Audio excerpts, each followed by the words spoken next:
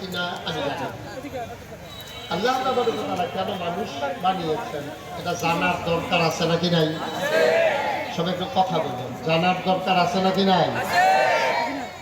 যেহেতু আমাদেরকে মানুষ বানাইছে, আপনি যদি একটা অফিসে চাকরি নেন তো গিয়েই তো জিজ্ঞেস করবেন, স্যার আমার কি কাজ?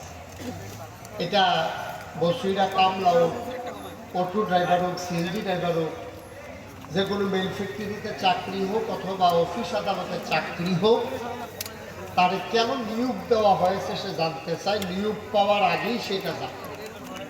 তাহলে আমরা এখানে যারা আছি আমরা কি কথা বলে, আমরা কি আমরা আল্লাহ কেন বানাইলো মানুষ হিসাবে এটা জানার দরকার আছে নাকি নাই?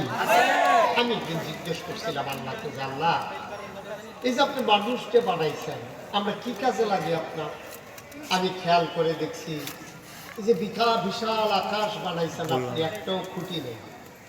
এই জমিন বানিয়েছেন সমতল করে, ময়নামতি, ক্যান্টনমেন্ট, খাগড়াছড়ি, বান্দরবন, সিলেট, কত জায়গায় কত পাহাড় বানাইছেন। আমরা আড়াইও রাখতে অথবা কুমিল্লাতে যে 500 মাটিটা বুঝলে আমার দরকার, খাগড়াছড়ি আমি পাহাড় বানাবো, কোনোদিন আমাদের এই এলাকা থেকে একজন মাটি কাটার লোকও নেয় নাই। ঠিক কিনা কম কথা কইলে না?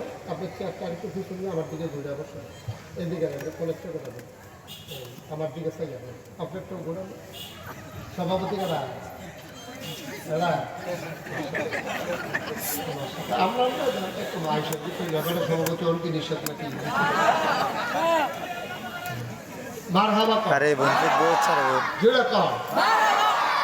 তাইলে ওই যে লাইট অফ করেন, হ্যাঁ মোবাইল যারা ধরে রাখছেন মোবাইলগুলো বন্ধ করেন। ইউটিউবে অনেক ওয়াজ আছে,